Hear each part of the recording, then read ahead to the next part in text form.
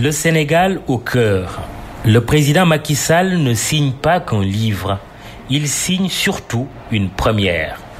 Avant lui, ses prédécesseurs ont certes écrit. Le poète président Léopold Sédar Senghor a continué à taquiner les muses pendant qu'il exerçait le pouvoir. Le président Abdoulaye Wade a jeté son dévolu sur les mathématiques alors qu'il était le locataire du palais. Le président Abdou Diouf a préféré rédiger ses mémoires plus d'une décennie après son départ du pouvoir.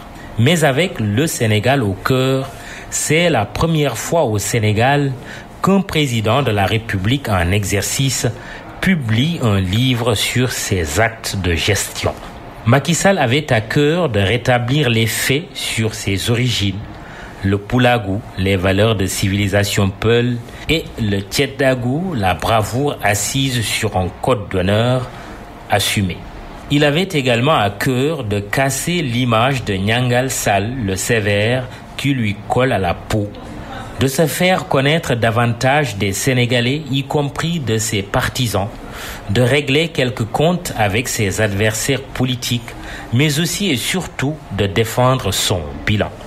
Le prétexte de l'ouvrage, et l'auteur l'assume dès les premières lignes du prologue, l'élection présidentielle du 24 février prochain. Au terme de mon premier mandat à la tête du Sénégal et au moment où je m'apprête à solliciter de nouveau la confiance de mes compatriotes, je tiens à m'adresser à eux. Macky Sall le président, Macky Sall le candidat. Le lecteur attentif s'en apercevra et l'auteur passera entre les fourches codines de la critique. Par ailleurs, le président révèle une autre facette de sa personne. Humour caustique voire mordant, plume incisive, langage vif, alerte, un ton mesuré, une subtile intonation dans le propos qui rend agréable sinon digeste la lecture de ce livre qui délivre bien des messages. Un passage ne nous a pas échappé. Parlant de la tragédie du Diola à la page 51, le président Sall fait état de la mort de 1683 passagers d'un ferry conçu pour transporter 550. Après l'accident maritime du 26 septembre 2002, Macky Sall, qui était déjà un an plus tôt ministre de l'énergie, des mines et de l'hydraulique, s'était vu adjoindre par le président Wade le portefeuille des transports et des infrastructures.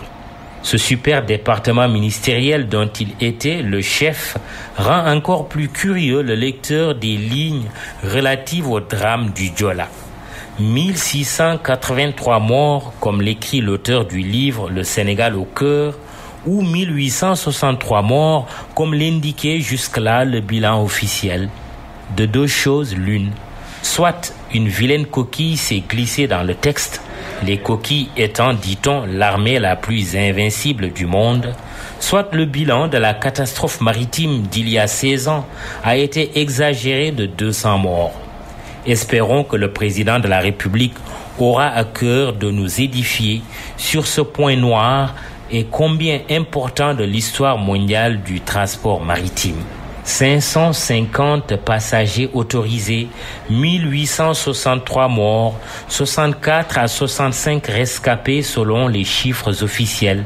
Cela veut dire que le Diola avait à son bord près ou plus de 2000 passagers. Pire que le célèbre naufrage du Titanic en termes de victimes. Ce passage de l'ouvrage du président nous replonge dans l'incurie qui a prévalu à l'époque. Un autre sujet qui ne manque pas d'intérêt, les réformes. Réformer, s'exclame le chef de l'État qui ne perd pas sa lucidité. Il faut être lucide. Ces réformes, ces plans ne sont pas estampillés réussite assurée, écrit-il.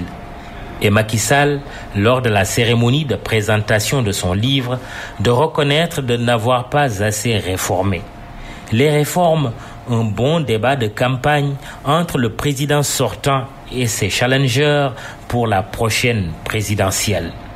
Pour ce sujet et pour bien d'autres qu'il nous a été donné de lire, le livre du président de la République mérite amplement d'exister. Le Sénégal au cœur.